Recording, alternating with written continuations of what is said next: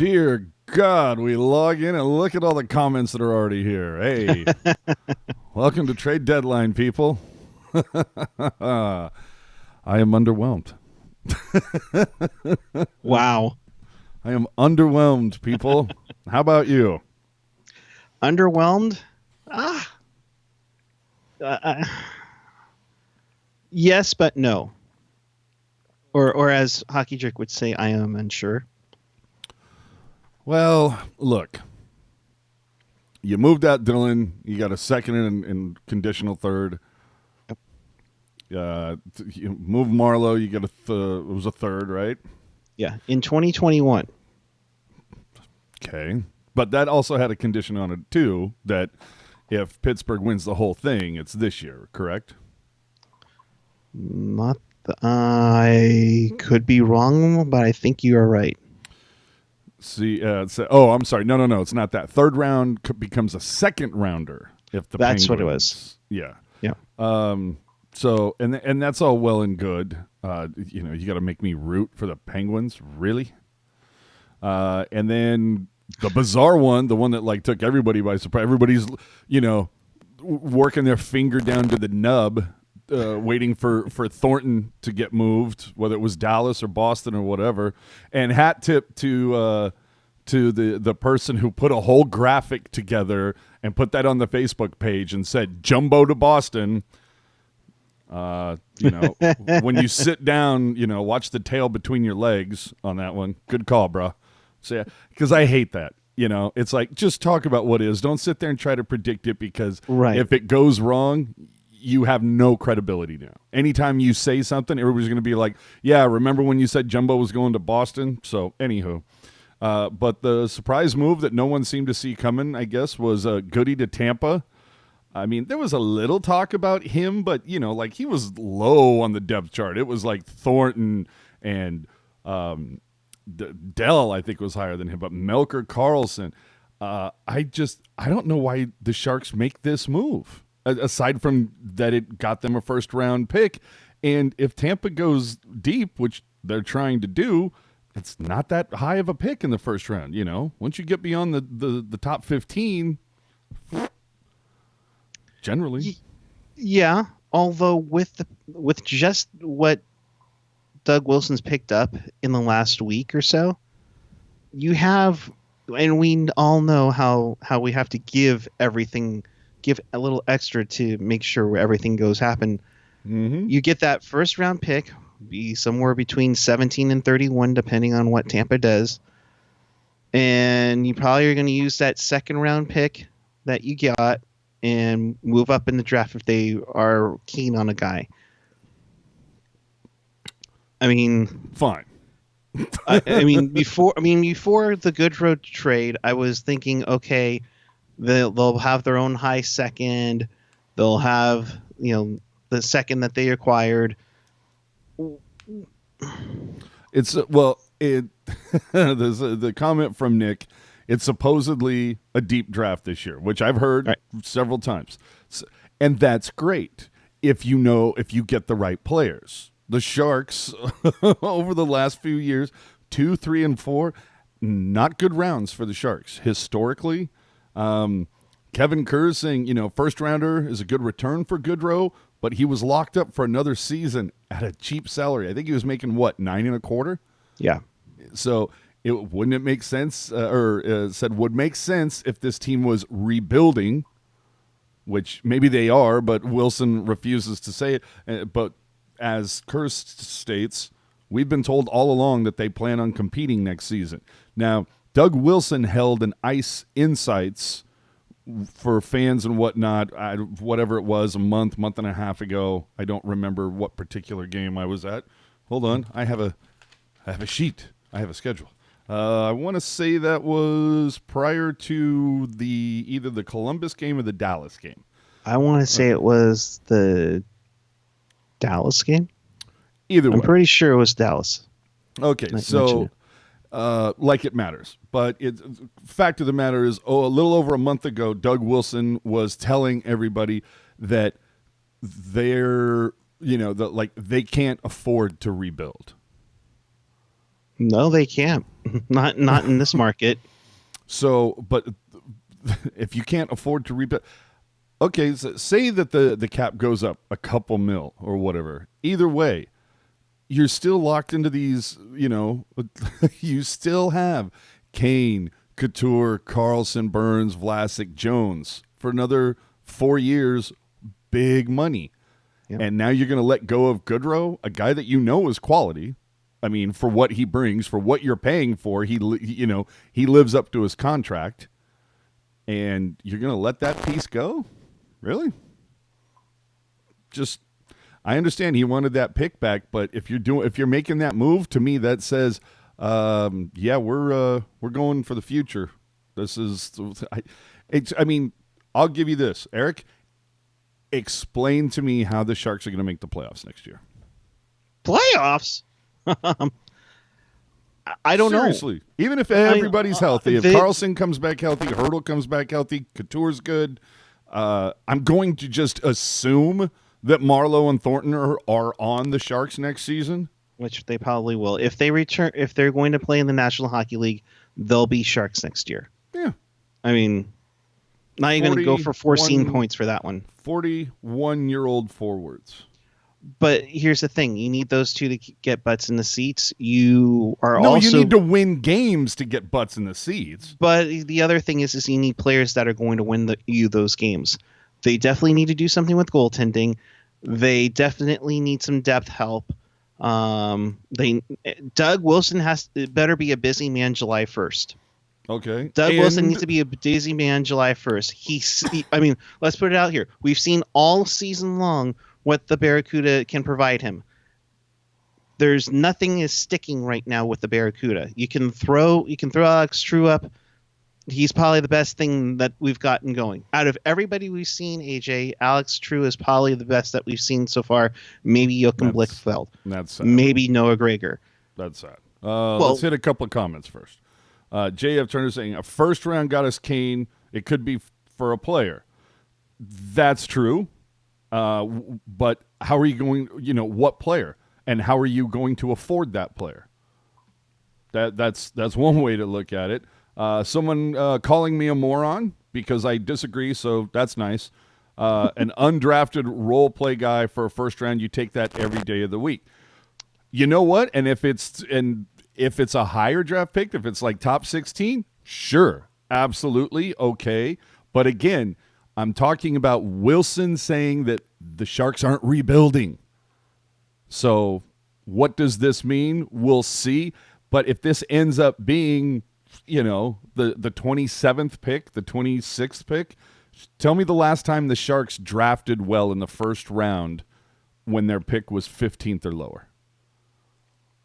Where'd they get Mueller? Where'd they get Goldobin? I don't think those were in the top 15. Nope.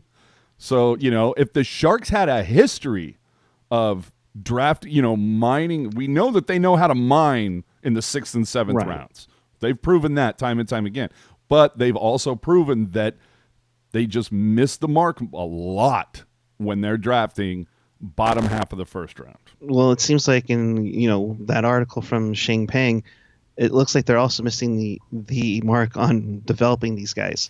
I've been a complainer about a certain coach, but that's been the complaint around here for years.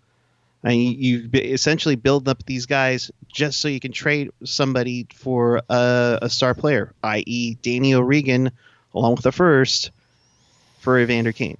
Yeah. Drew saying Josh Norris is pretty good. Yeah, not bad. If I remember correctly, came up for a few games, looked okay, already back down if I recall correctly. I don't know that I have that perfectly right, but yeah, he's pretty good. But where is he now? Right. You know what I mean? And Shoeshine coming back saying you bundled that low first and your high second for a higher first come draft day. Remind me, who did the Sharks trade a couple picks for to move up a couple positions? With in the past? Yeah. I want to say there was I think a little bit with Chicago or Detroit. I thought that they moved they traded 2 picks to move up a couple spots to either take Mueller or Goldobin or someone. It was somewhere in there. That's why I was thinking Detroit or Chicago was like one of them. Yeah, but my point was they traded 2 picks to move up a couple spots. They traded their low first to their high second to move a couple, and wow, did they miss the mark? Yeah, and that's the big issue here, AJ, is that, and I've heard this many times with Jim Benning up in Vancouver, is you're sending multiple things just to get one asset back. It's caught up to them now. Mm-hmm. Now you have to go out and get it. Now, if it's a deep draft, then you're okay. And here's another way to. You still got to hit. You still got to hit, but at the same time, you'll be 27 and then 38, roughly. I mean, let's be honest here. What were the aspirations for this team entering the season? Stanley Cup contender. This is about where we were hoping they would be picking this year if they saw their first. I'm dumbfounded right now. I mean, I understand. Like, at this point, it was like fire sale is on, SAP. There's a sign that's sitting out in front that says it all must go. Now, how shocked are you that Thornton didn't move? A little bit. I thought for sure he was going to head to Boston, or there's a little bit of me thinking he's headed to Pittsburgh. See, when I heard the rumblings about Dallas, I was like, well, he literally could crash at Pav's house for a couple months, Yes. Carpool to work with him. So right.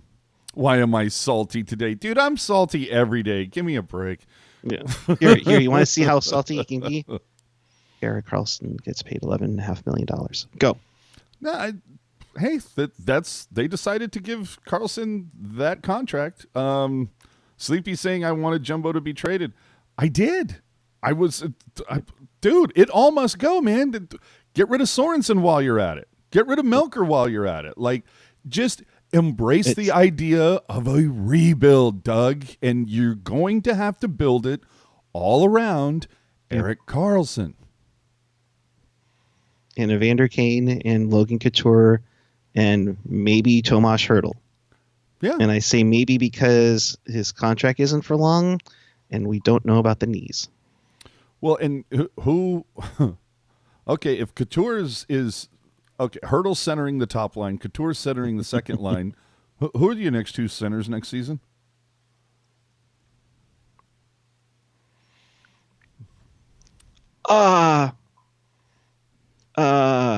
Stefan Nason, Joel Shellman. I was going to say, what, you're going to have Nason centering the third line and then Jumbo centering the fourth? Is that what we're talking about? Yeah, that's how we're looking at it. Oh, for Pete's sakes.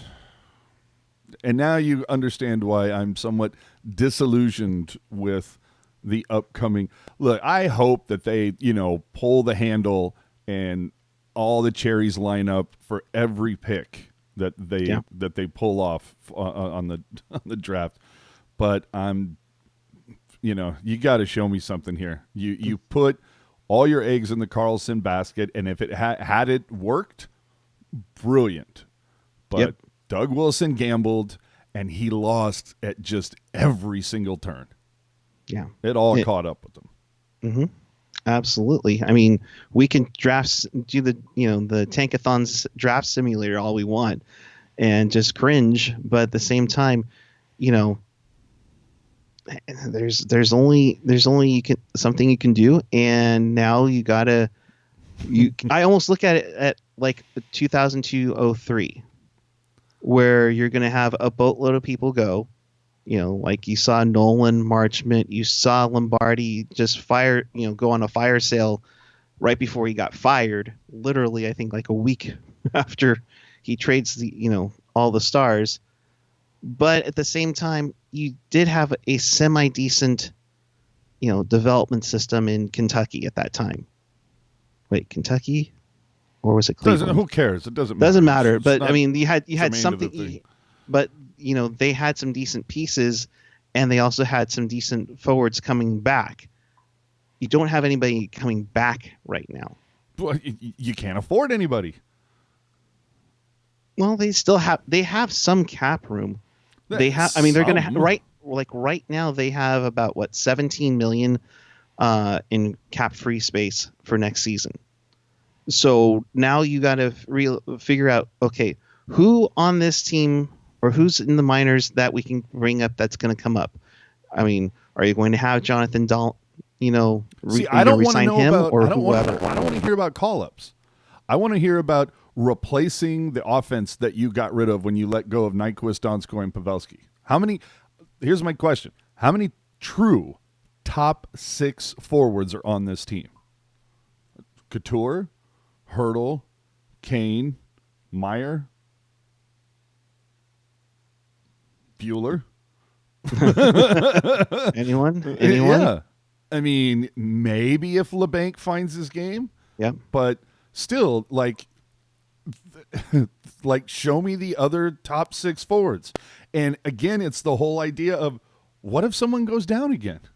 What if somebody gets injured next season? It's just like the Erik Carlsson deal just threw off all the balance, of this team. If Doug Wilson just could have moved Burns out after signing the Carlsson deal, maybe he's able to, replace Nyquist and Pavelski and Donskoy with other pieces that can provide that same offensive output. But we're talking about a team who was second in the league last year in scoring. This year, last time I looked, I think 27th, 28th for the longest stretch, had the worst goal differential in the Western Conference aside from LA. I mean, oofa. You can't score and you can't defend because you keep allowing goals. I mean, you've wasted 3 decent outings from Martin Jones because you couldn't score. You scored 2 goals in 3 games.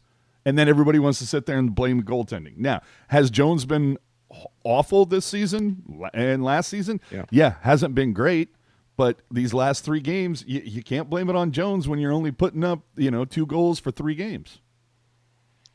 Yeah, you need the offense and you need the commitment. And I think that's what, Coach Bugner was complaining about with the Evander Kane's effort, the other night.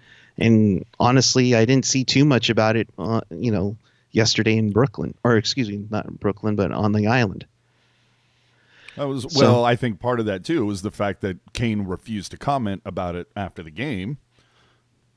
Fine, whatever. Bottom line is, dude missed 3 games, came back, didn't look good, got his ass stapled to the bench for the third.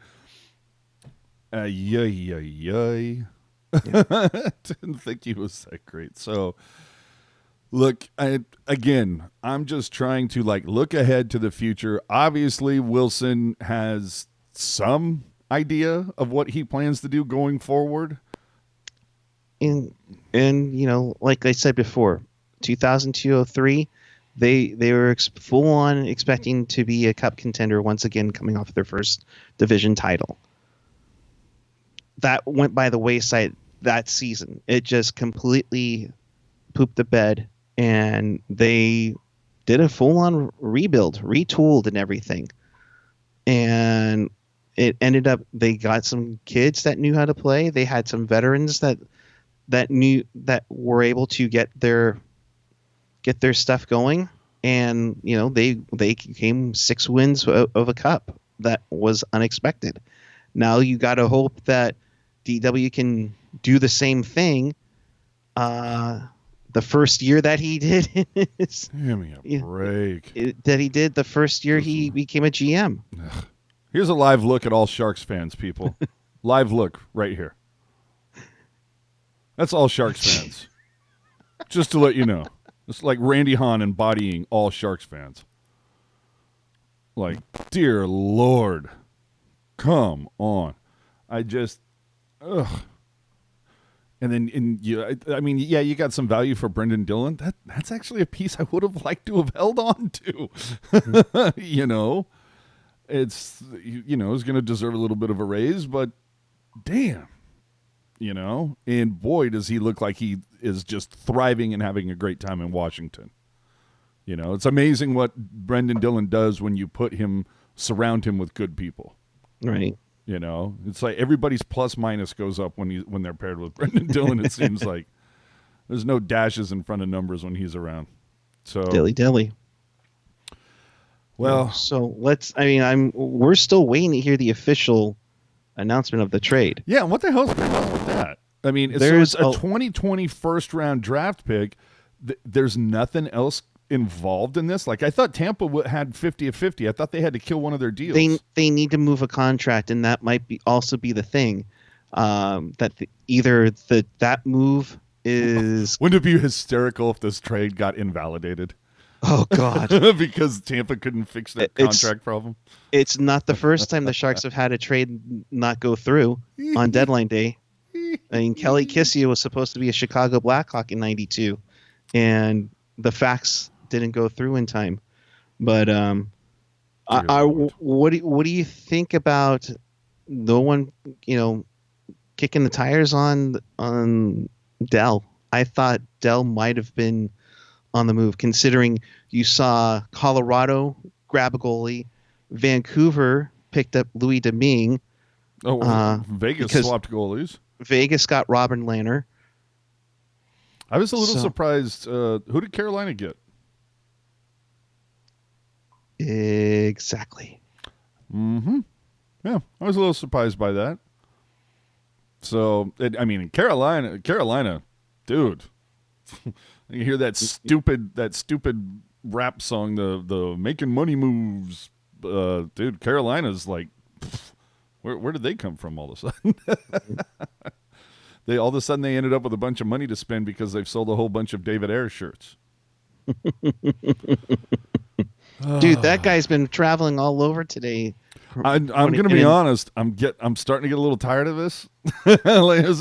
Okay. We're beyond, like, we're getting to the 48-hour thing, and it's like a 24-hour news cycle. Now, granted, because it happened on Saturday, I think it bleeds out a little bit more. But man, dude, this is just going on. And I don't know if you caught Sports Center or TSN this morning. I want to say, was it Edler that they had on from Vancouver? But he had a great point. He just goes, if this guy comes in and just gets shellacked, are we talking about it? He's like, it's a cool story, but if anything, he goes, it really just points to Toronto's ineptitude. Like, they can't get a shot off on this guy. Well, and yeah, it's ridiculous. I mean, we saw, what was it? Scott Foster in Chicago. Mm-hmm. He stopped 7, leading to the Hawks winning, but that game was already out of reach. I mean, the Jets didn't do much in that game, and everything was fine. The problem is that, not to quote Steve Dangle, but he's a 42-year-old Zamboni driver who works for the Maple Leafs. Mm-hmm. I mean, that's what makes it even more worse. Alden, yes, they're signing Ayres. But I mean, and Alden, it goes the other way, dude. Once I get a taste of the younger, then I'll never say anything about Melker. Anyway, Curtis Pichelka, love this guy. He uses a lot of our stuff on his articles in the Merc.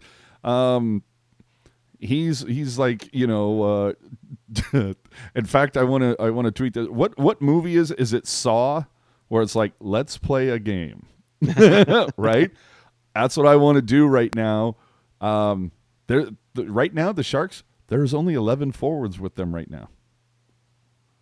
Who starts versus Philly tomorrow? I mean, Meyer, Thornton, LeBanc, Kane, True, Nason, Sorenson, Shellman, Gambrell, Gregor, Suomela, and Brent Burns. Dude, you gonna put? Well, yeah, you could have that, or I guess you could put Heed to forward, but then what? The Sharks did recall up Dalton Prout from Barracuda. That'll save us. So probably get a concussion on the airplane on the flight out there. No, but at this point, you might just be able to put somebody up at forward for this game. I mean, you may be required. Well, you should have an extra person because, you lose Patty. They should have. They're going to have to make they're going to have to make a call up big time. And what sucks is that they're going to have to. Who the hell is this Davidson name that I keep seeing here on the chat? Did I miss something? We get Davidson from the Flames. Who? Rob Davidson? It's like, didn't he retire? What am I missing here?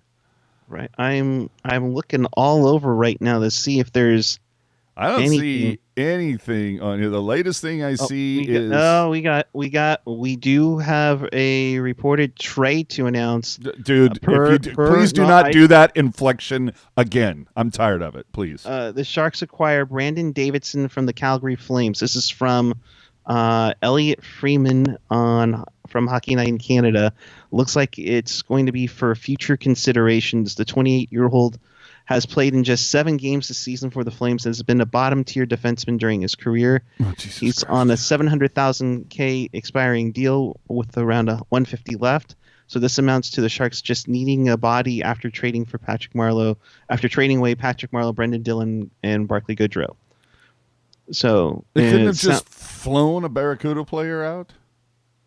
yep. So it's I guess not. So they acquire Brandon Davidson from the Flames for future considerations. Did we ever secure the future considerations with Tampa for getting back Nabokov? No, I thought we also had future considerations for Dominic Moore. Dear Lord. Yeah. And all right. Either way, I am unimpressed. I was expecting more to get moved out. Again, I'm of the just in my mind, I was expecting more to get moved. I was expecting just a full rebuild. You know, see, here's the other thing. I will grant that maybe when Doug Wilson was telling the fans that, you know, we can't afford to rebuild, that type of, you know, we need to compete always. Maybe in the middle of January, he still had hope. Yeah. But the thing is when he held that, you know, the Sharks had just lost Couture, but he still had optimism. You know, how would he be the one to know that a week and a half later he'd lose Hurdle and then lose Carlsson? Mm-hmm. So, but still, I still think that's, you know, you're still looking at a team that can't score goals and is awful defensively. And you know, nothing immediately is coming back unless there's multiple amounts from the Goodrow trade that's coming back. Again, Tampa needs to clear a contract, so hopefully they got that one taken care of before the Goodrow deal. So Goodrow, Marleau, and Dillon for a first, a second, and 2/3. And remember, there are conditions on here, so right. that could fluctuate. It could fluctuate. And now here's the big question I have for you, AJ. Who are you rooting for to win the cup? Dallas.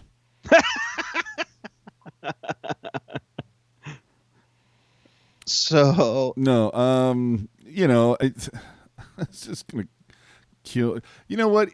So Marleau moves from a third to a second if Pittsburgh wins the whole thing. mm-hmm.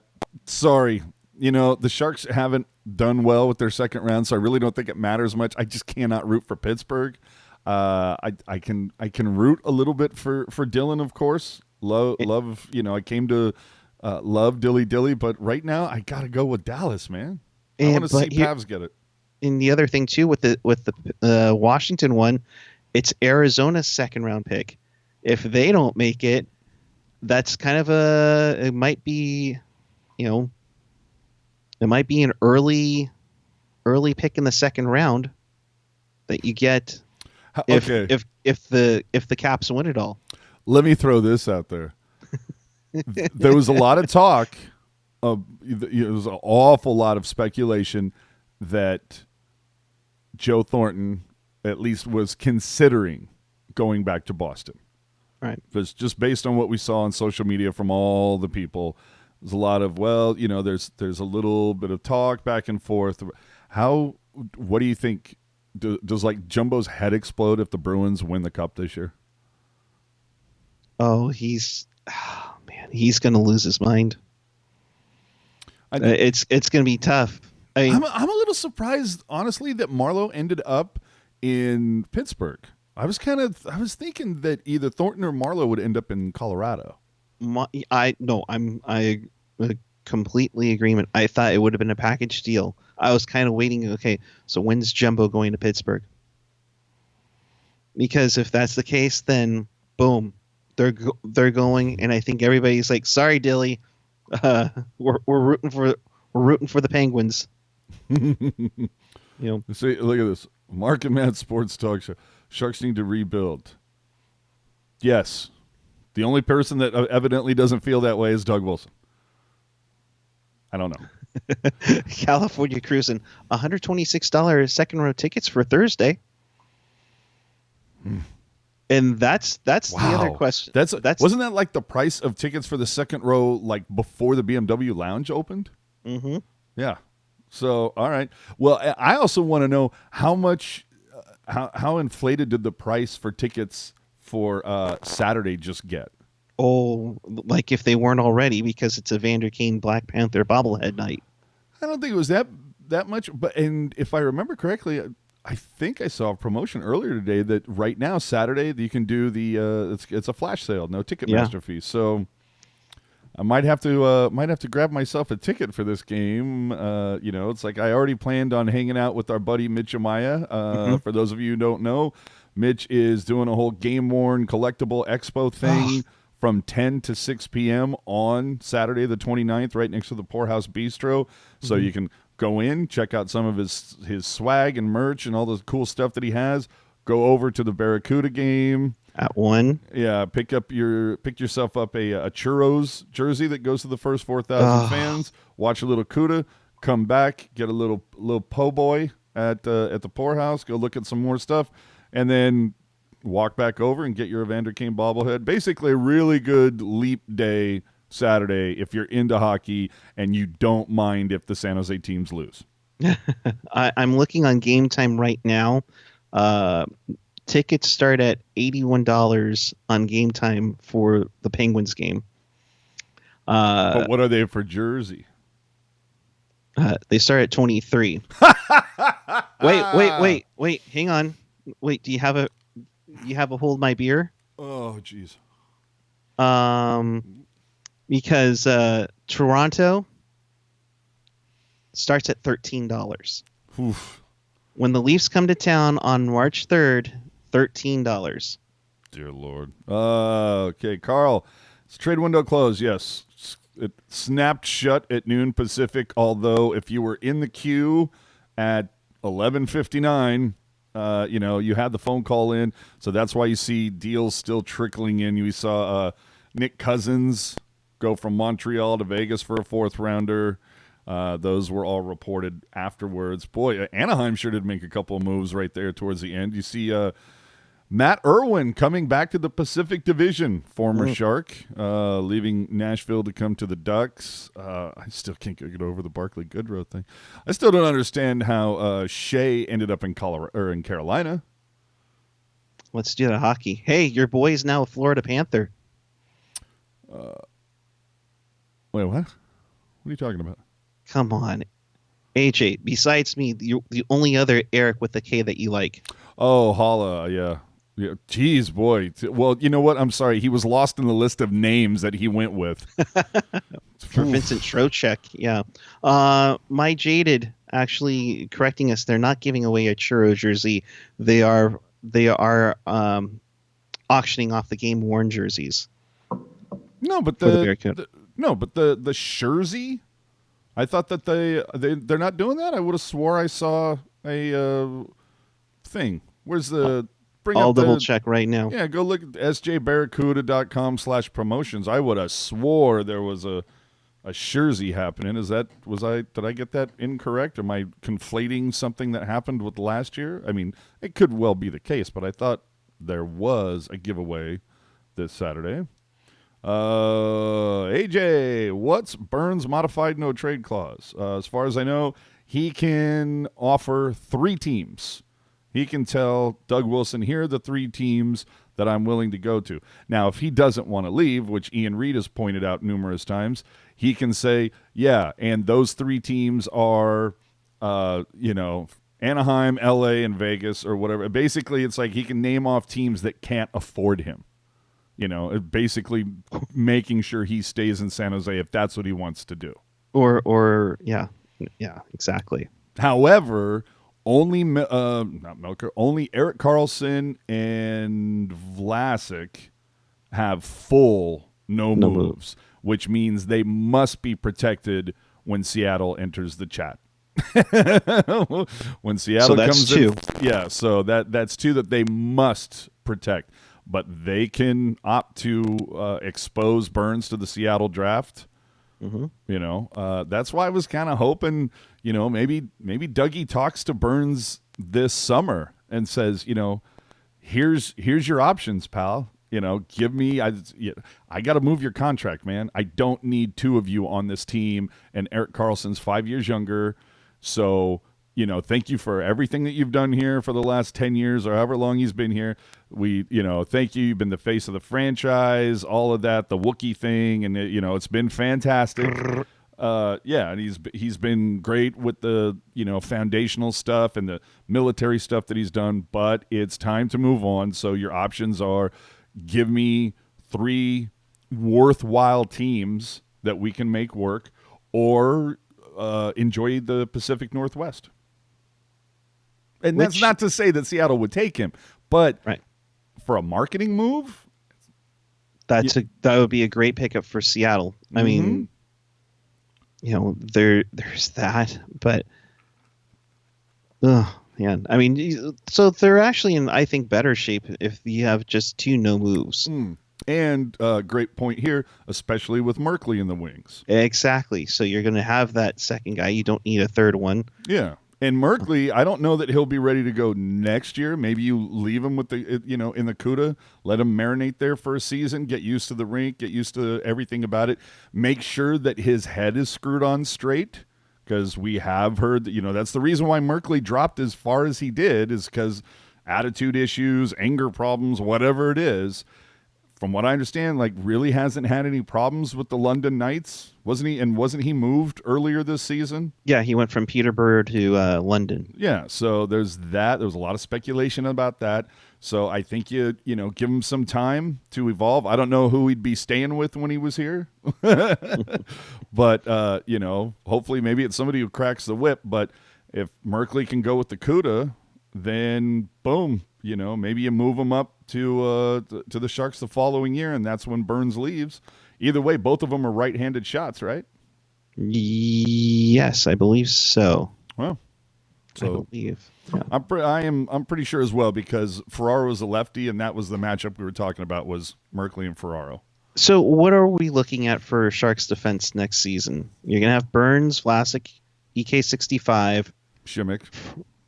We haven't signed Šimik yet, though. Yeah, but I mean, it's already been bandied about on social media. I believe Kerr's alluded to it maybe a week or so ago that there are talks going on right now. Okay, and then you have Ferraro. that 6-1. Yeah, so you have Burns, Vlasic, EK65, Ferraro, Šimik most likely, and then a 6th person. What? It's not going to be Tim Heed? Are you serious? He might come in. I think now this last quarter of the season is his tryout.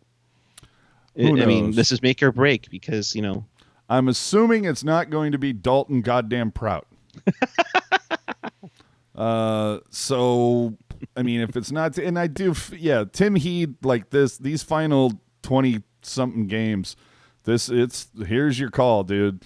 Earn an extension, earn something. Certainly don't want to leave you with nothing. It would have been nice. I did, when I'm watching SportsCenter and TSN, they're showing Tim Heed's photo up there in play. Funnily enough, they didn't have Goodrow's photo up there, but but they were showing that, so it was like. But JF saying Heed's gone, doesn't want to stay. I can't blame him. I wouldn't want to stay. You don't want to blame him. Yeah, I mean, you want to play hockey, and it's just the whole idea of you're too good to send down because somebody will claim you, but you're not good enough to play. I mean, you talk about limbo. Holy hell, purgatory. I feel for the guy. So, I mean, maybe somebody else gets a look. Maybe you look for somebody to really impress, whether it's Jeremy Roy, however you want to pronounce it, Middleton, DeSimone. What's the cat we got for Bibo? Milosh? Milosh, yeah. Yeah. So you look at, I don't know, one of those guys, I suppose, or you try to pick somebody up. Yep. You know, AJ, I've only seen. Bring back Dylan. I've only seen Bob McKenzie tweet out a trade in the last half hour, and that was a minor league transaction. Well, maybe it's over then. So now we're seeing something. I like this. Seattle should acquire Kane. Yeah, I don't have a problem with that. Although, based on about the last week and a half that Evander Kane has had, he may ask to be moved. You know what I mean? Yeah. He's had 2 suspensions this season. He got his ass stapled to the bench. Things are not going well for Evander Kane so far. It's not been a good month. No. All right, we do have. Who the hell is Anthony Greco? And that's one of their top prospects, I think. Whose? Tampa. That's part of the comeback with the first? Yeah, so this is right from the Tampa Bay Lightning website. The Tampa Bay Lightning have acquired center Barclay Goodrow and a 2020 third-round pick previously acquired from Philadelphia. So that's the pick that we got for Justin Braun. Mm-hmm. From the San Jose Sharks in exchange for the Lightning's 2020 first-round pick. This whole thing reminds me of it's all ass. Oh, boy. The first-round pick and forward Anthony Greco. So that's what it is, folks. So Greco comes to San Jose. I've heard that name before many times. Well, we're going to have to look that up and study up on that guy. So how do you feel about this trade now? So you're getting a prospect and a first-round pick? Yes. For a guy... third, and a guy who was a dependable bottom 6 guy who could kill penalties. Like everybody's going to talk about Game 7, blah, blah, blah. It was lightning in a bottle. Hey, Uwe Krupp scored a pivotal goal for Colorado in 1996. You ever hear that guy's name mentioned? So that's my point. Goodrow was reliable in the role, and he was paid the right amount of money. Yeah. And again, this is one of those things. Let's see what Dougie does with that first-round pick, and we can look at it 5 years from now if he pairs it with something else to move up or uses it to get somebody. Because we've seen it time and again. Doug seems to like trading picks for things that are like for knowns. It's going to sound like that. Who was that goofball that the political guy came out and he's like, there are known knowns and there are known unknowns and then there are unknown unknowns. But Doug Wilson seems to like, and he told us this directly, Erik, he likes knowing the history of a guy, seeing what he's done versus, like the pick doesn't seem to have as much value to him. I don't know. We shall find out, but let's revisit this in 5 years and go, okay, was that another mistake? Yeah. Or did he knock it out of the park? Yeah. So looking up on Elite Prospects about Anthony Greco, he's 26 years old from Queens, New York, so he should get along with Banker. There you go. I don't know. They're from rivaling boroughs. Yeah. He can play both wings. He's 5'10", 176, shoots right. Wow, we are getting small. With the Springfield Thunderbirds and Syracuse Crunch, he's got 20 points on the season. Last year with Springfield, he had 30 goals, 29 assists, 59 points. So, as Ian would say, he's a guy. He's a guy. Yeah. But if you look in our DMs, Ian's celebrating. He's doing a total victory lap. For Greco? Apparently. Or for this deal as a whole? I don't know. Why don't we find out if he's Well, on if he's don't available? bring it up if you don't know. No, I'm just saying he's saying total victory lap. Total victory. Oh yeah, with an LOL. Yeah, I think he's like that sounds. That's to quote Jamie Baker from yesterday. I sense sarcasm. Yeah, and there's the contract that they need to get rid of in order for this to go through. Yeah, exactly. Hold on, what's going on here? What is? Oh, I'm assuming you're talking about Doug Wilson. Lasted 16 years, so he's doing pretty well. We've talked about this many times. We've given him his cookies. We've given him the props, the kudos, all the things. We have, talked about most of the time. Doug Wilson, if you look at it historically, especially when it comes to blockbuster deals, Doug Wilson has made his bones. Came out on top. You judge all the deals. Who got the better of the deal when for Boyle? Dan Boyle, and that whole move. What do we lose on that? Matt Carl, Ty Wissert, and like a pick for Boyle and Lukowicz. Yeah. Yeah, I think the Sharks made out there. Ty Wissert never became anything. Nope. Matt Carl never became the player that San Jose projected him to be. Yeah, exactly. So, you got to give it to Wilson there. Obviously, Joe Thornton, that whole deal. You look at Burns, you go out and you get a Norris Trophy winner, and what did you lose? You lost Setaguchi, who, did not have a very good career once he was out of San Jose. Right. Charlie Coyle, yeah, he's doing pretty well, but if you're going to say, okay, give me, you can have Coyle or you can have Burns, I think most people are going to say, yeah, give me Burns. Yep. And then the pick, and then again, this is Doug Wilson saying, here's a pick, a first rounder, and Minnesota choked on it. Yeah. So, and I mean, that's their Timu Ria-Jarvi with that first round pick. No, it wasn't.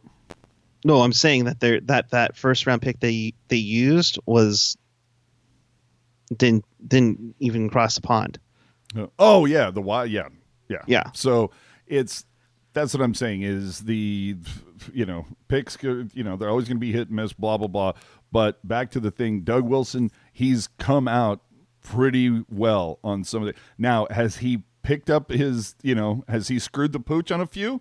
Mm-hmm. Can I introduce you to Martin Havlat? Can I introduce you to Mark Bell? The rental situation didn't exactly work out very often. Bill Guerin. Brian Campbell. Yeah.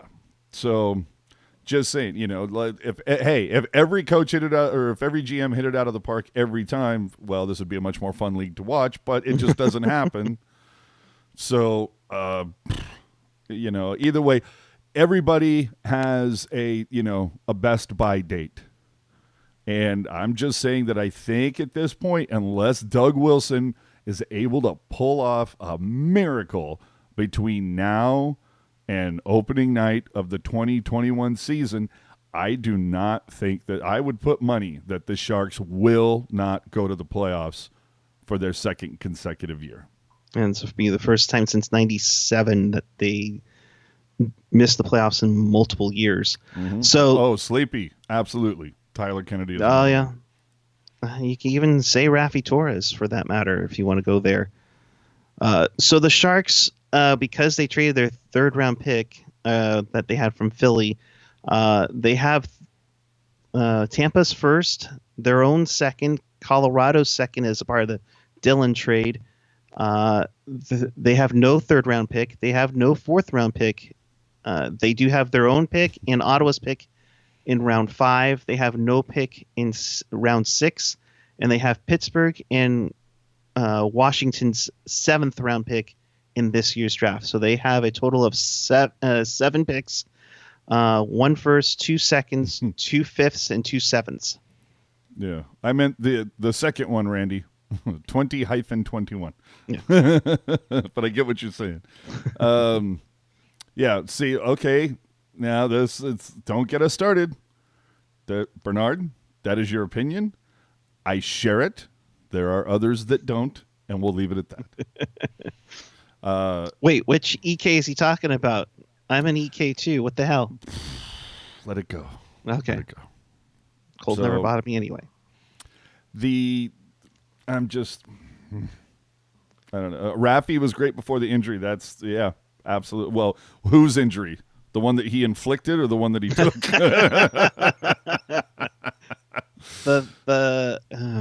Man, the thing here is now that you see, if it were just if it was just Goodrow, see, this is what I was talking about, AJ. If it was just Goodrow in a first, and that, I don't know if you call a 26-year-old a prospect, but if it's Goodrow in a first, okay, I'm down with it.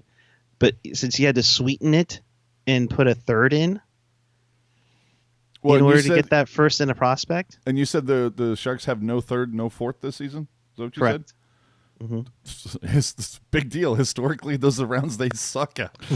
So it's like, is it that big of a loss? That's true. That's true. Now, that being said, you look at the Sharks who get a first-round pick from Tampa. Look at what Ottawa and Montreal have. They have 3 first-rounders each. Yeah, Ottawa also has no one right now. And Montreal has something, and Carey Price is going, what the hell am I still doing here? Yeah, that I'm. He must let you know what that must be like a jumbo situation. He just really loves the city where he's got roots that go way underground, and he's there for all of it. And I can respect that. But, you're talking about Ottawa, like, they've got like 21 picks over the next draft and whatever. And it's like, yeah, and they've given up everything for it. I mean, you talk about a full-blown rebuild.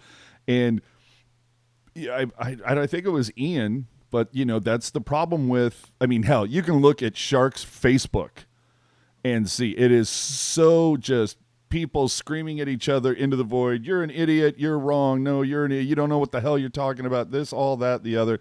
And you've got it where that fan base has a hard time on at least the Facebook group. They have a hard time when the Sharks are doing well, getting along. And Ian pointed it out, like this fan base, a certain contingent of it, they're going to implode if the Sharks lose 2 seasons in a row, miss the playoffs 2 seasons in a row.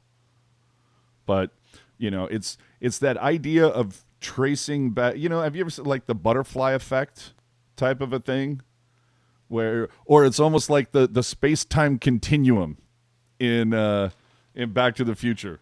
So where's my sheet of paper here? It's we were going along on this trajectory, right?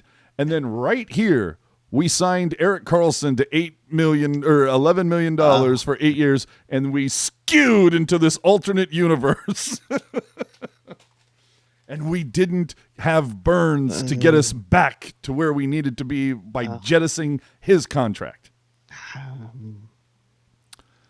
So again, I know he's 11.5, but I think there are other contracts along with EK65 that have put this in the purgatory. And that's what I'm saying. Burns, you couldn't get rid of Burns. Well, and at the rate that Evander Kane has gone on this season, yeah, he's a leading goal scorer with 21 goals, but he's a leading goal scorer with 21 goals. Yeah, exactly. CD Dangle. Carlsson was a bad deal, very injury prone, doesn't have any drive, bonehead, Burns defensive plays. The money was just too much. I think he's got his money and doesn't care. Again, Dangle, that is one opinion. I share it. There are many. There are many who don't. I'll just say that. So far Carlson's played here 2 years. Right, his second season here. Yeah, he's played about 100 plus games. I was going to say he's missed nearly a third of the season both years. And and everybody sits there and goes, you make that deal 100, and I don't want. And I know that, dude, I'm tired of talking about Erik Carlsson. I'm sure people that watch us are tired. It's like, oh Jesus Christ, AJ's going to just pop off about Carlsson. I'm tired of talking about this guy. I'm just saying, you spend all that money for that guy. I would hope and kind of expect that he would challenge for the Norris at least half of those, 4 out of the 8 years of his deal. If we get 4 years in, another 3 after this, and he doesn't challenge for the Norris, And now, granted, Wilson and company, in the coach, they got him, put him in the position to succeed, surround him with the right people, But if he doesn't, I think at least at that point, there will be a contingent of fans that are going to sit there walking around with "I told you so" picket signs, with Erik Carlsson. with probably you leading the charge, which, No, if I've said my piece. But if that is the case, if he's just been this average player, like 2-3 years, yeah. I mean, there's already people already losing their minds over him. Now, if it continues, then the next thing you know, yeah, I don't play. But yeah, and like just another Andy G says too. EK9 also leads the league in penalties. Yeah, but let's be honest, he's kind of piled on a little bit. Like, there's been a couple things that have happened, but like we've seen it with Vlasic, where Vlasic has like chirped an official at the end of a game, and he gets a game misconduct. So you gotta take in those penalty minutes with a grain of salt, but you do make a solid point. It is kind of funny. But yeah, Randy G, when you get paid $11.5 million, or we should say when you're the highest paid defenseman in the league and you don't play well, people are going to point at you. Well, we talked about absolutely. We talked about a couple months ago, or actually I think it was close to the beginning of the season.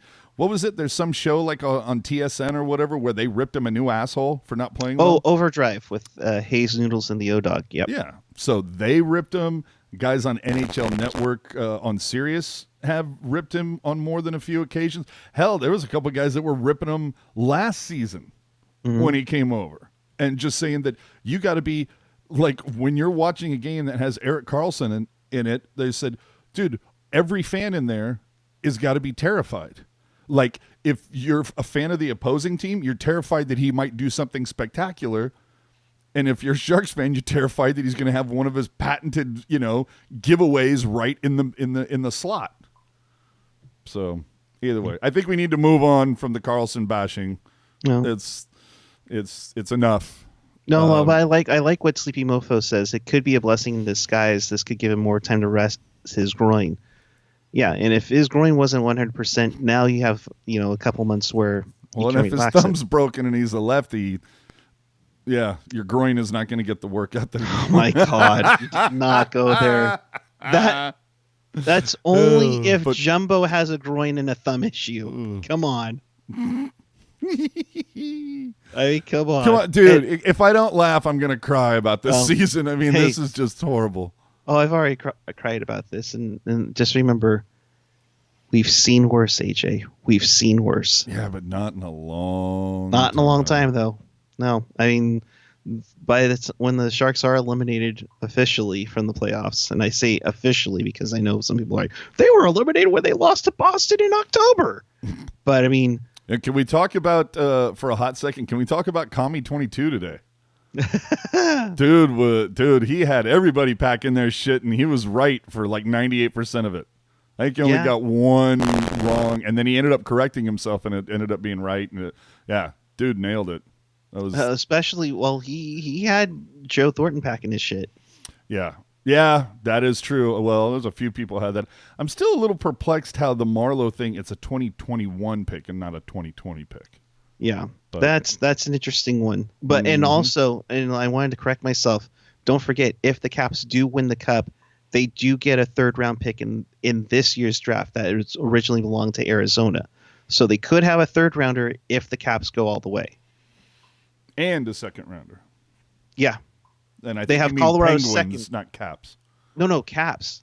For the Dillon trade. Oh, no, I thought we were still talking about Marleau, dude. No, I'm sorry. I was just trying to correct myself that we could have a third round pick in this year's draft if the Caps win the Cup. Okay.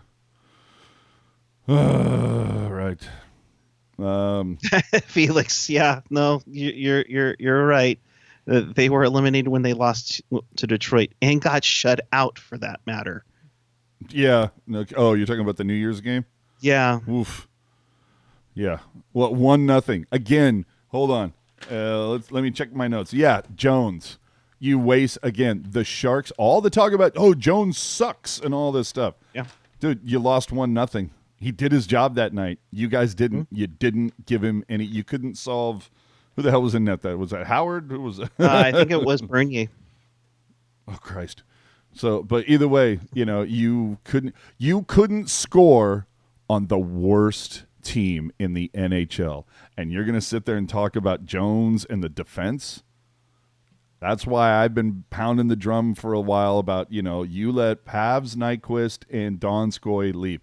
I'm not saying it, so please don't say that I am. I'm not saying that the Sharks, that Doug Wilson should have kept those three guys. Because every time I sit there and go, well, you let Pavs, Donskoy, and Nyquist walk, everybody goes, well, dude, Pavs doesn't do anything. And I'm saying, shut the fuck up for a second. I'm not saying you should have kept Pavs. I'm saying you didn't replace his offensive output. That is my point. And you look at, and then you get shut out by the worst team. And dude. What was Marlowe's goal song that he finally picked that never got played? Right. We're gonna have to. I'm working on that actually. It'd be really funny if it was like walking shoes.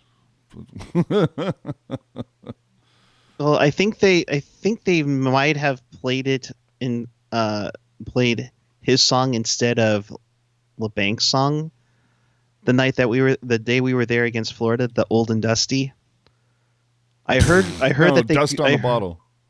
Or whatever it was. Yeah. Dust on the Bottle. Okay, then you might have a point because LeBanc, put it out that he was like, oh, dude, I think I got the best goal song ever. And it's like, yeah, it'd be great if we could hear it like once in a while. I'm just saying, if that in fact was the song. And can we talk about the individual goal song? Can we please just go back to the way it was? This individual goal song thing is, it just doesn't work. It does. You can't hear it on TV. Everybody's picking a different song. Everything is tuned differently. So some of the songs sound okay. Some of them just sound like hot garbage. You can't hear anything because the speaker system needs to be terribly upgraded at SAP. They've done so many great upgrades, but that's one thing that I've been kind of on for a while is either that it needs to be tuned correctly, or speakers need a better sound. Like audio has evolved over the last 30 years. They need to do some upgrades. AJ, we need to put out a poll on the Twitter. All right. And we could probably do this on Instagram. What do the Sharks need to get first? A new sound system or a coffee cart? We can do both. We have the technology. We have the technology.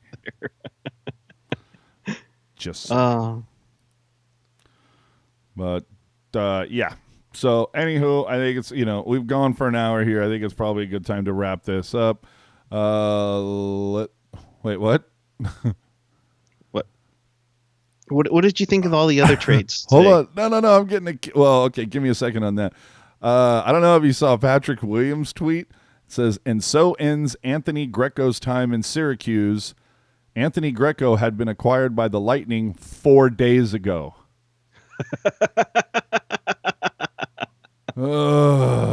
See. No, I'm sleepy. I'm pulling a Rob Lowe, where I'm just here to support the league. Just here to support the league. Geesh. Hold on. What's this? You might have answered this already. How do you feel about the Jumbo trade rumors? Do you think he should have been traded to a contender for the better of himself? Or are you glad he stayed? No. Dude, I was all hashtag pack your shit. Go. I wanted him to go to Boston. I thought it would have been a great story if he could go back to Beantown where he started, win a cup with those guys, because he's going to be back here July 1st. Like, he's got no reason to stay here, honestly. He's totally going to pull the Ricky Henderson if he wants to continue his career. He could have done that, and I totally think Patrick Marleau's going to do the same thing. Just go pull a Ray Bork. Go. Here, dude, it's like, dude, we can work out a deal with Boston. Here you go. Here's the other thing, though. The other teams, they had to have known that Wilson right now at this point, he's shot his load. Like, he just doesn't have a lot to work with, and they can take advantage of that. Like, how the hell he got a first rounder out of Tampa for Barclay frickin' Goodrow, I do not know, unless part of it had to do with taking on this Greco kid's salary, or maybe that was a deal. Well, obviously they needed to get something off the books, but if they did, I guess that's why you give up the third rounder for that. I don't know. Really? Hold on. That's what I'm looking up right now. Wait a minute. I loves me some Kurz. I don't remember seeing that. I thought, if anything, Kurz said that, like, he was like, yeah, you know, I mean, remember, at the end of season, like locker cleanout and whatnot, Jumbo was quoted like, you know, I'm a shark. I'm a shark. Yeah, From what I'm told. Yeah, there you go. Joe Thornton is at least a little disappointed nothing came to fruition today regarding a trade. This is not a situation where he simply told Doug Wilson not to trade him. They were working on it. For whatever reason, nothing happened. And I go back to the idea of whoever he was dealing with, whether it was Boston or Dallas or whoever he was talking to, maybe that GM said, dude, just give him to us. You know, let him go. You know, let him come to a contender for a run at it. Yeah, we don't have anything to give you because, you know, right now Thornton just isn't. He's not a high. Now, granted, Jumbo has played some great hockey over the last month. Take into account, though, who for the Sharks has been around for the last month. You know, right? You lost Carlsson, you lost Hurdle, you lost Couture. Who's the other one? Who am I missing? Hurdle. Yeah. So, like, you've lost some big pieces, so that may, you know, Jumbo has had to step up. Now, granted, he has. But maybe they couldn't work something out. But no, I was very much kind of like, please go get your cup, dude. I am so rooting for you. Like right now, I've got like 5 teams I have to root for, right? Right. Dallas and Pittsburgh and Washington, and but give me another team to root for in the playoffs. And hopefully it would have gotten the Sharks something back. But as Kurz stated, I believe, I'm not sure if it was Kurz or if it was Kurz retweeting a LeBron thing, but basically saying come July 1. Marlowe and Thornton are going to be back. Yeah. I can't imagine they're on any. They better not be back on anything more than $1 million or less deals. I'll tell you that. Right. But I still go back to the whole idea of like the article that you brought up that Shane had. When a scout looks at all these prospects and says, what fucking movie is Doug Wilson watching? That he is just totally overrated and overvalued his prospects. Yeah. And then you end up with what we have. As Ian says, you know, there's a guy. You know? Yeah. He's a guy. Thank you for the thumbs up, by the way. I see a couple of ones. We have 61 people. Come on, let's get the likes up. Tell your friends. Tell your neighbors. Tell your crew to subscribe to our YouTube channel. Follow us on Twitter. Follow us on Instagram, the Facebook, the Reddit. Well, we'll be on our Discord channel a little later on to talk about it. And, of course, follow us on any podcatcher you want. I mean, we're on almost all of them. And if not, tell us. And we also we will work for candy. Heck yeah. Especially if it's Thin Mints. Yeah. I just get a kick every time I see this. So give me my cookies. Throw me my candy. She's like, I need the candy. I'll take that one. Give me the Mike and Ike's. Oy. Oh, there we go. We're up to 25 now. I appreciate that. Hi-yo. Love that. Hey, if we can get our subscribes up to 2K, then we're in the money. Yes. Dude, really? We're back to Brandon Davidson already? There's our fourth line next season, dude. It's going to be Brandon Davidson, Anthony Greco, and David Ayers. We're going to move them from goalie to forward. Yeah, now that almost sounds like it could be the 21 Jump Street crew. That's all I'm saying. So you want Brandon Davidson information? I will get you Brandon Davidson information. Oh, hold on. Randy G, one last question. Are we buying out Martin Jones? Remains to be seen, but I can't see them doing that. I just don't see it, because if you do that, then like how much time is left after this year? Are we on the hook for 4 more years with this guy? Or is 4 more years. Okay. 4 more. If you buy him out, from what I understand, yeah, you'll save you save some money, but the thing is, you have to pay him for twice as long. So he'd be on the books for 8 years. So I don't want that. I'm just kind of like, you know what? You're already rebuilding. So just eat it. Eat this deal unless you can, make some sort of miraculous thing. Or let's see what happens if he has, again, like I said, his last 3 outings, he hasn't been bad. He had a shutout in Minnesota, right? Then there was the 2-1 loss to Jersey. And again, he got 1 goal support, 1 goal. And then the other day, against the Islanders, yeah, not great. But he has, at least to me, he's looked a little bit better now that he seems to be working with Nabby a lot more. Maybe if he has a whole summer to work with Nabby, maybe he bounces back. Who knows? Or maybe Doug Wilson pulls something out of his rear end and finds somebody to, push, if you will, try to compete with them. And maybe that makes him step up, and maybe he finds somebody that has, maybe we find, what was that cat's name? Steve Mason? Yeah. You get a Steve Mason situation. Why not? But yeah, I don't need that guy on the books for 8 years. Brandon Davidson. This is actually kind of cool, AJ. The rarity of things. He was a member of the Stockton Thunder, the ECHL affiliate of the Oilers, and he was currently with the Stockton Heat in the AHL. In 34 games, he scored 3 goals, 17 assists, 20 points. That'll be a hell of a commute. Be a heck of a commute. 19 PIMs plus 2. He is a 28-year-old defenseman, 6'2", 209, shoots left from Tabor, Alberta, Canada. All right. And of course, the cap hits $700K. He was a 6th-round pick of the Edmonton Oilers in 2010. So who got great? Who got bad? What happened? I mean, what was like the deal that like stood out to you today, where you're like, holy shit, I can't believe that happened? The Sens got a haul for Peugeot. I mean, the first, second, and third. Unexpected. I didn't know Mike Green was still in the NHL. He's off to Edmonton for some defensive depth. Athanasiou's also off to Edmonton. I was a little surprised by. A couple days ago, I was surprised by the Kasha deal. I don't understand why Anaheim makes that deal. Yeah, and of all places, Boston.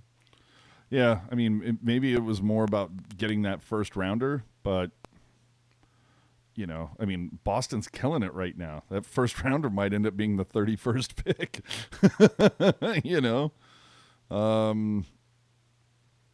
Nemestikov. See, that's the other thing. Colorado kind of loading up a little bit. Yeah, but that's it, and they had all kinds of cap space to play with. Yeah, that's the. I don't understand what. If Colorado doesn't go deep, I think they're going to get called out for today. Yeah, absolutely, as they should. They also picked up Michael Hutchison in a trade to kind of stabilize their goaltending, because Francouz is the guy going right now, while oh gosh, why can't I? Grubauer got hurt at the Stadium game. Yes, I mean, you could have had Aaron Dell, Colorado. I'm just saying. Vegas had a good move, like a Tiger saying. They got Nick Cousins. They got a solid backup in Robin Lehner, which I think is going to be the James Reimer move for Vegas, as they can rest up Marc-Andre Fleury for a postseason run. But how old is Fleury and how old is Lehner? I mean, Fleury's been around forever, and I know Lehner can't be that young. He's got to be like late 20s at least, right? Now I know it's definitely got to be late 20s. Yeah. Now I know goalies can push their shelf life a while. Hello, Henrik Lundqvist. You know, Boy, aren't they glad they didn't move him? I mean, there are, but then again, you had Jonathan Quick. So there are some guys that could go. Oh, Corey, do you not know how a rewind button works? I just tapped in. Please recap what you said of the Goodrow chat.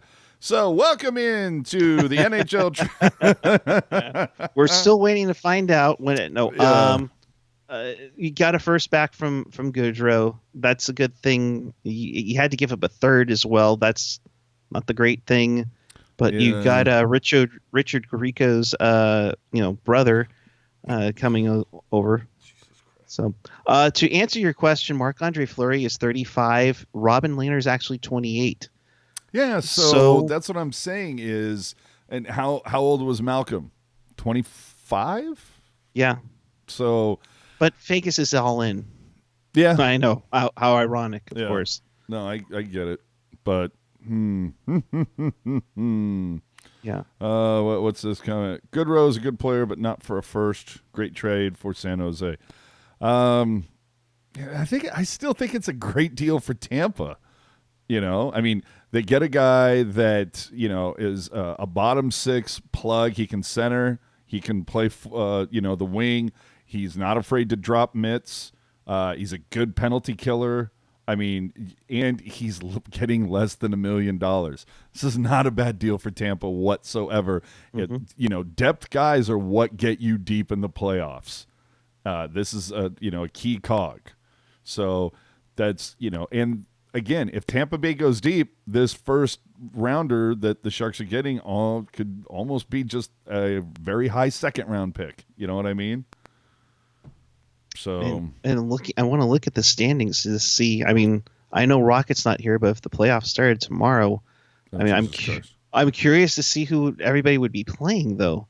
What did you think of the contract for Kreider? What did he get from New York? 7 years, $45 million. Jesus Christ! Can we stop with the 7 and 8 year deals, please? These deals are just so. How much you want to bet there'll be a ton of buyouts by when the new CBA comes out? Yeah, I mean, it wouldn't shock me. Yeah. Did Goody play all 12 forward positions this year? I would bet yes. Right. Yeah, I would bet yes on that. I would bet yes. Oh man! All right. Based on injuries and all of that thing, yeah, I'd be right up there going, yeah, it's probably good payoff. I still want to know who the hell the 12th forward is going to be for San Jose tomorrow versus Philly. I would like to know what that is. That could be a lot of fun. Anthony Greco. He might be the closest one. He might actually. Oh no! Wait, no. You said he was in Stockton, right? No. Greco's in Syracuse. Oh well, then there you go. Davidson is in Stockton. Wait. So we have a. We have a quote from Doug Wilson about Barclay Goodrow. It says, Barclay has been an extremely valuable team-first player to our organization the past 6 years. His story of perseverance and hard work from being an undrafted free agent to being one of the most versatile players in the NHL has been a pleasure to watch. You hate to lose players like this, but this is an important step in acquiring valuable assets that can be used by our club moving forward. Wow, he ordered that really nicely. Yeah. The thing for me though is, this is valuable asset to be used by our club moving forward in our rebuild. You forgot that part, Doug. Well, AJ, from listening to TSN 1040, how long did it take for the Canucks to finally say the R word? I mean, nobody wants to admit that they're on a rebuild. The Giants don't want to admit they're on a rebuild. But again, it's still the idea of don't piss on my leg and tell me it's raining. There are some fans that'll sit there and go, I'll buy everything this guy is selling me.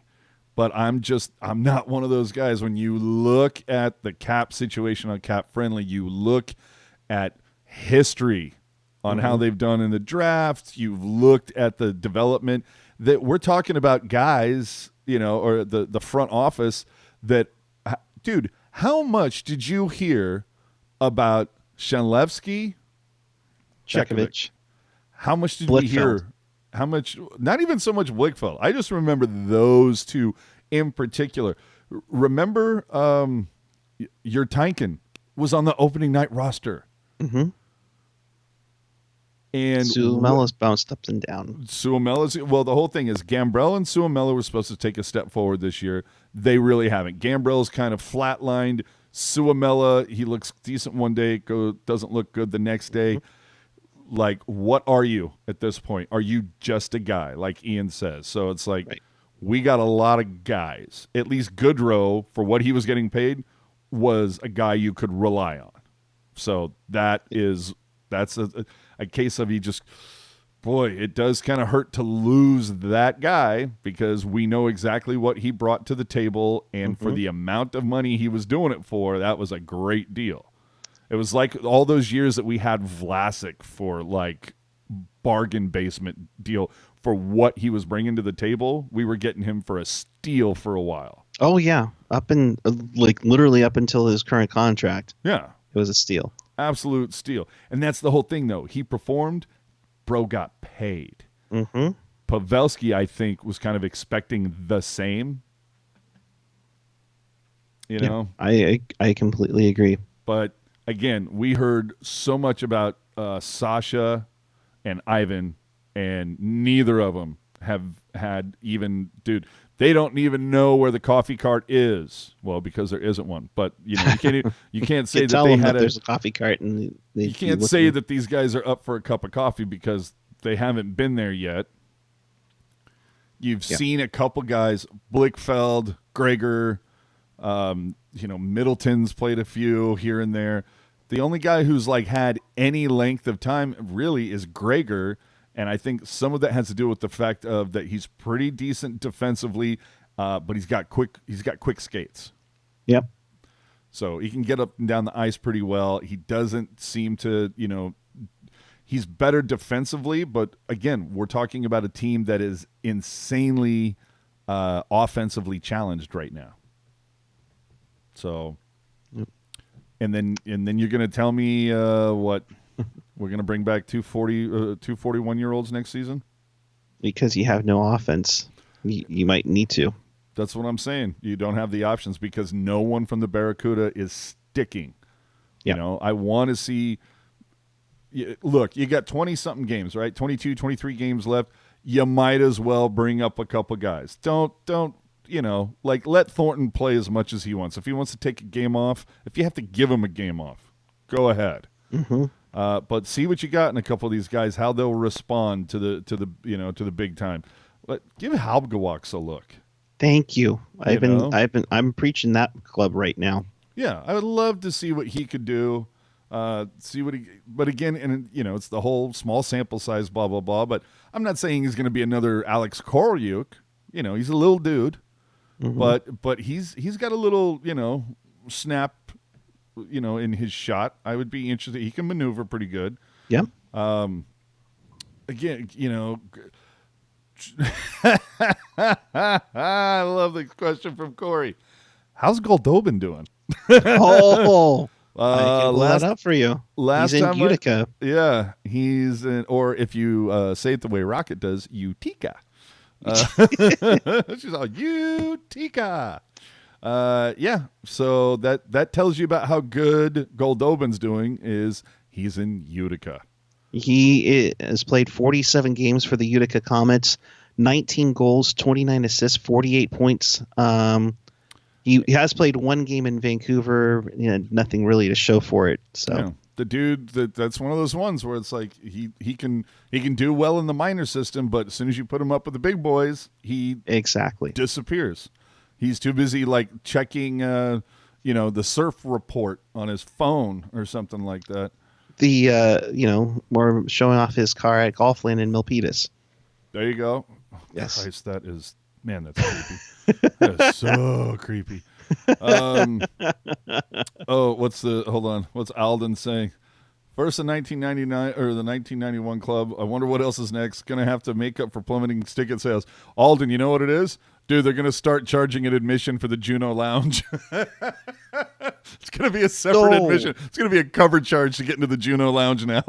AJ, no, you know what it is. It's a lot more merchandising. Oh, yeah.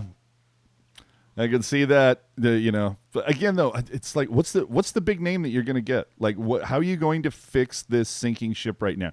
You've got Carlsson, Vlasic, Burns, Couture, Kane. Those are your 5. What else are you going to do? What are you putting around these guys? Mm-hmm. I mean, you have Taylor Hall. That's going to be UFA. These are UFAs. Taylor Hall, Nicholas Backstrom, Braden Holtby, Alex Pietrangelo, Torrey Krug. There's no way in hell they're getting Mike Hoffman. Let's just get that out of their heads. But hold on. All those guys that you're saying their names right now, to me, if I'm Doug Wilson, I'm not entertaining really any of those guys if they're over the age of 28. Yeah. I mean, maybe Taylor Hall. But he's probably going to ask for a boatload. Yeah. And the Sharks don't have a boatload. That's, it's that... I remember it's like a Christmas. This was something that when I was a kid, my folks would kind of work out with me, where it was like, look, we're going to spend about this much on Christmas. This was what we've, pushed over to the side, our Christmas budget. Do you want one awesome thing? Or do you want, a bunch of okay little things, blah, blah, do you want to see a lot of boxes under the tree? You want like one really awesome box. And I'm one of those guys where it's like, give me the one really awesome box, And, see, and Rex pointing at Hall is going to get overpaid. Yes, especially if he comes to San Jose. Yep, because that's how we're only able to entice the people. Mm-hmm. You're going to get big money. You're going to get big term. Tyson Barrie, but I think he's more of an offensive defenseman talent. Jonathan saying Jesper Fost. That's a name that Hockey Jerk has brought up more than a few times. Either way, it's some of these guys, Doug Wilson and staff, like they got to figure out why is it that Bergman, Blickfeld, all these Barracuda players, why aren't any of them sticking? Why aren't they progressing? And then you look at the players that we had. Sorenson, 17 goals last year. Where's he at right now? 9 or something? I mean, it's Sorenson. I can't remember the last. Sorensen's had, 1 goal in like the last 30 games or something? Yeah. I mean, it's not good. He'll just go to Colorado and just light it up. Of course. But 17 goals last season. They expected 20. LeBanc last year, 17 goals, expected 20, maybe 25 this season. How's that working out? And it's not as if LeBanc isn't motivated. He literally playing for a contract. So you have that. You had Hurdle and Kane both get 30 last season. Hey, they can get to 35. Well, Hurdle gets injured. He gets a pass. And then Kane, it's hard to score when your ass is stapled to the bench or you're suspended. But he still is the leading goal scorer for the team, but he's still off of last season's pace. And again, you lost 58 goals last season between Nyquist, Donskoy, and Pavelski, 112 points between the 3 of those guys, and you didn't replace them. Did you think Erik Carlsson was going to have 112 points this season? I didn't. I thought maybe 70. Hey, hope springs eternal, my friend. Right. But where's the rest of it going to come from? And again, the idea of 2 Norris Trophy winners on your blue line on paper, I'm sure sounds amazing. But, in theory is one thing. Reality is completely different, my friend. And we also, even, tell me I'm wrong, Vlasic had kind of a slow start this season. I mean, October in general kind of sucked, but it did seem like there was a lot. And Erik Carlsson even admitted that he's like perennially a slow starter. And it's like, well, that's great to hear. Highest paid defenseman. Oh, give me a month to get my shit together. Really, dude? To answer your question about Marcus Sorensen, he only has 6 goals on this season. Oh, Christ. His last goal was in Winnipeg on Valentine's Day, and before then... Yeah, I remember and that before one. then, excuse me, I'm still scrolling. Before then, December 5th at Carolina. I'm still scrolling. Oh Christ! So he's got 1 goal in the year 2020. That's great. Torrey Mitchell 2.0. I'm sorry, Matt Nieto 2.0, who was Torrey Mitchell 2.0. All wheels, no hands.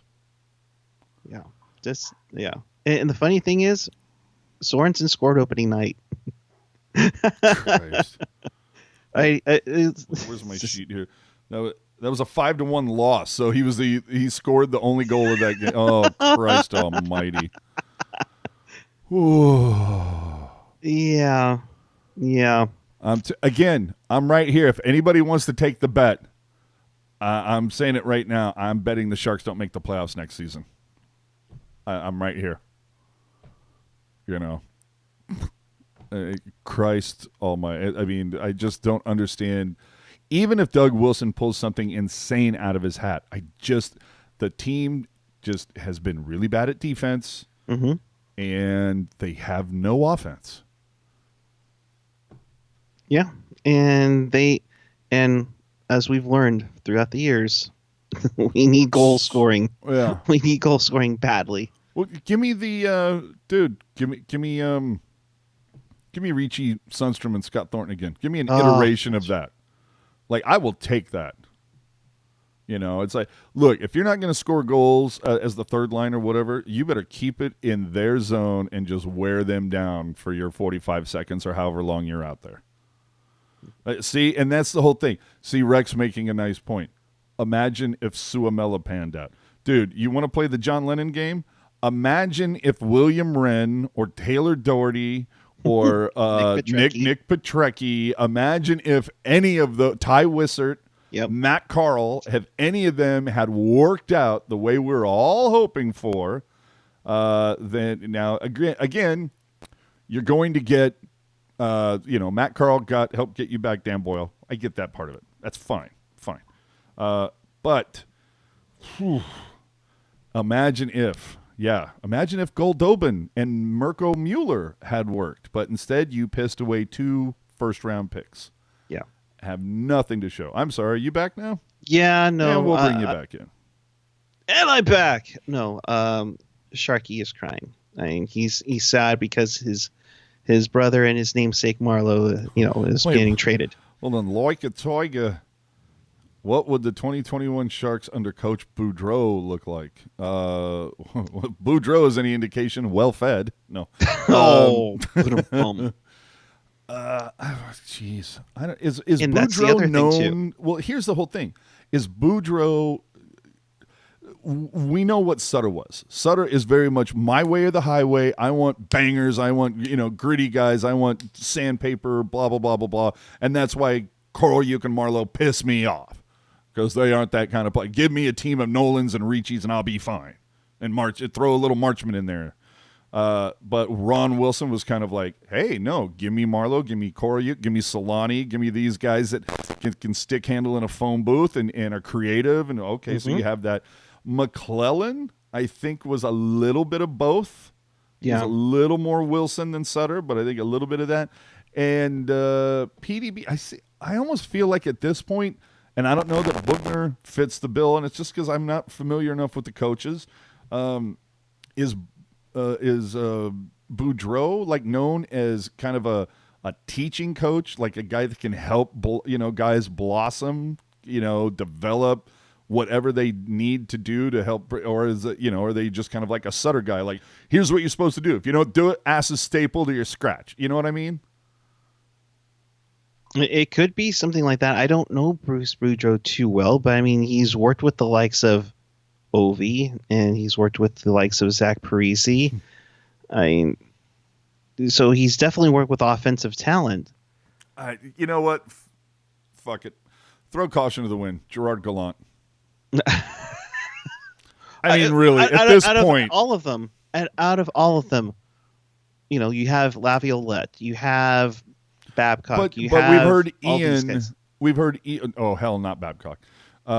We've heard Ian though many a times say he's sick of the retreads. He wants new. But who's out there?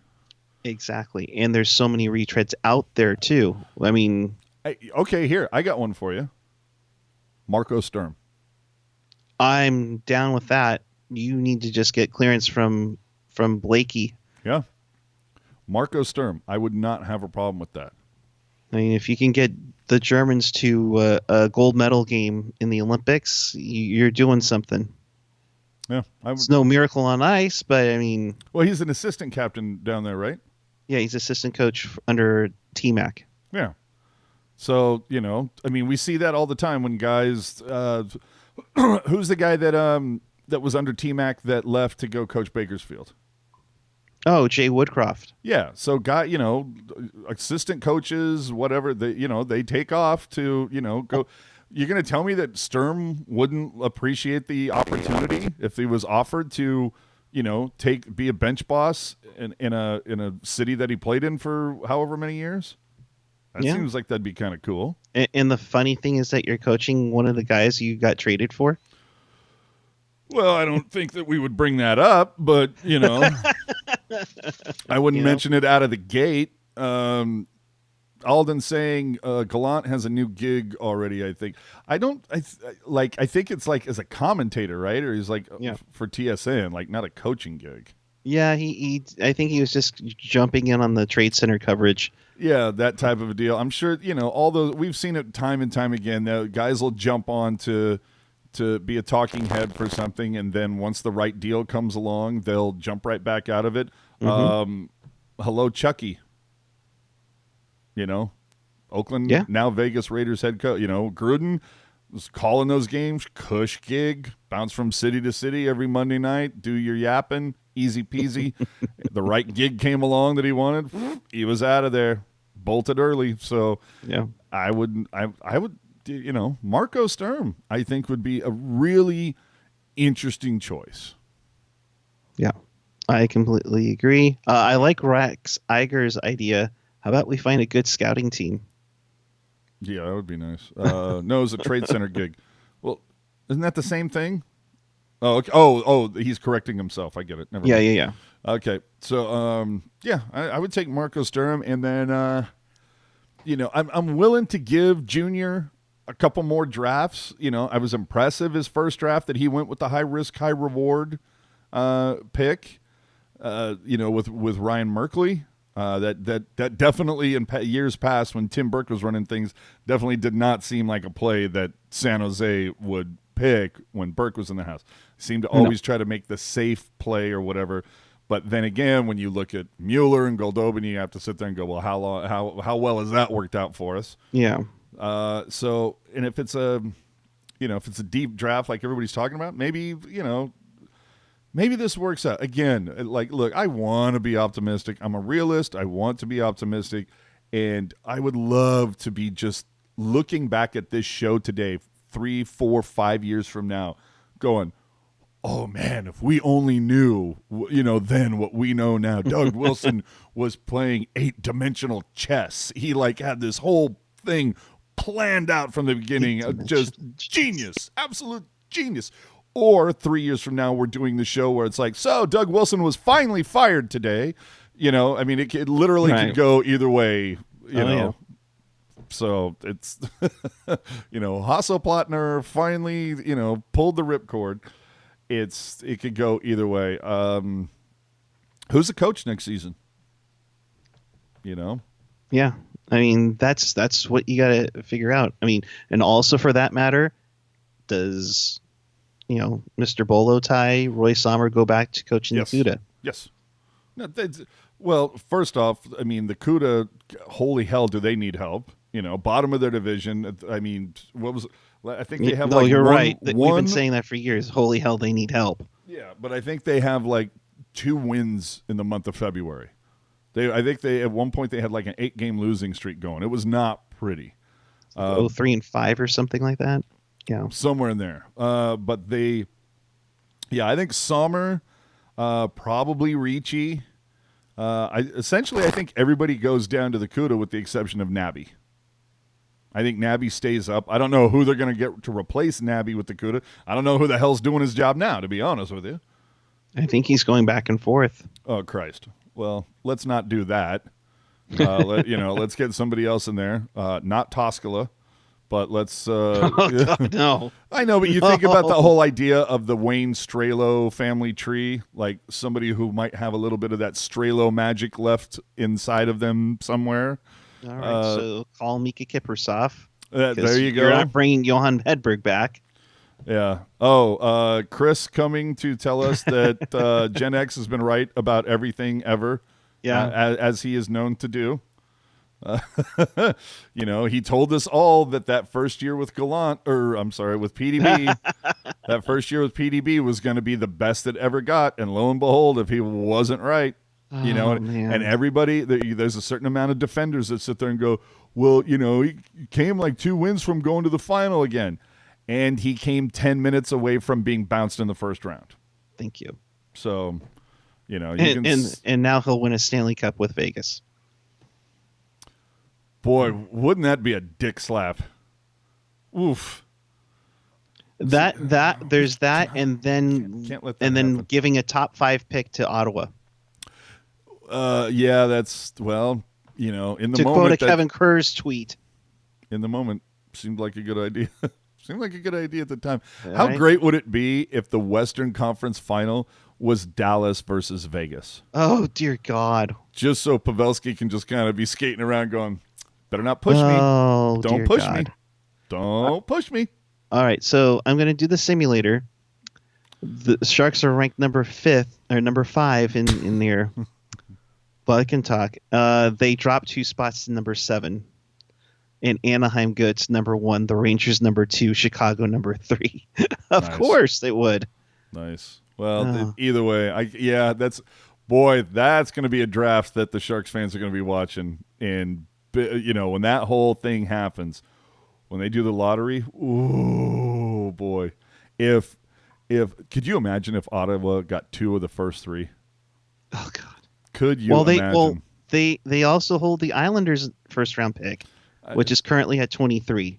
Either way, If they fall out of the playoffs, I'm just saying it could get real. That's just going to be one that the Sharks fans are going to be looking at for a long time. That's definitely a write this down, pin it on the wall and just let it marinate there for a few years. Let's see how this works. it could be the Guy Lafleur move that the Golden Seals did in the 70s, where they trade away their first round pick to get some no name guy, and that pick turned out to be Guy Lafleur for Montreal. Yeah. It's too bad he never did anything. Yeah, no, not at all. Nothing. Lazy bastard. I know. Randy, Jesus, still on. I went to take a shit, clean, and came back. Still talking. Absolutely. Yeah, we should have went off about a half an hour ago, but we get going. Hey, but it's the trade deadline. It's a tight 1 hour 45. No, sir, I don't care for it. But hey, you know what? It's not all bad. You can go and buy yourself one of these. Okay? Yeah. Right. Like if you need something to root for, go root for, because the money from this, from what I understand, some of it's going to go to he's going to catch a couple bucks, but goes to like kidney research or something like that. So go make yourself feel a little bit better and go get one of those for the love of all things holy and unholy for that matter. And it's not a Fanatics experience. That's why they're already available. Mm-hmm. Don't get me going, dude. Don't poke the bear. So, yeah, that's it. We will catch you all after... Who the hell are we? Philly. Philadelphia. Great. Spectacular. Because those fans are really known for being conservative. Yeah,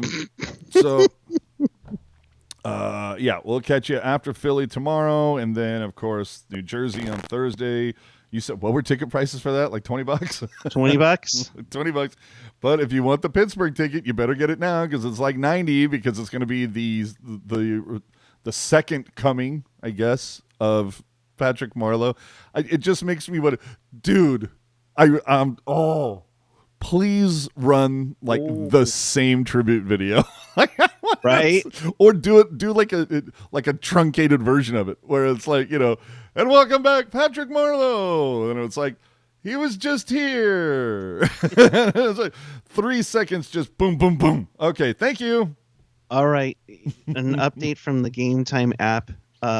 Standing room only is the cheapest ticket now at $85 For Pittsburgh? for Pittsburgh. Wow. See, I told you, man. I told you. I knew that was going to happen. As soon as I saw that trade, it's like, and the tickets for the Pittsburgh game just went. Whoop.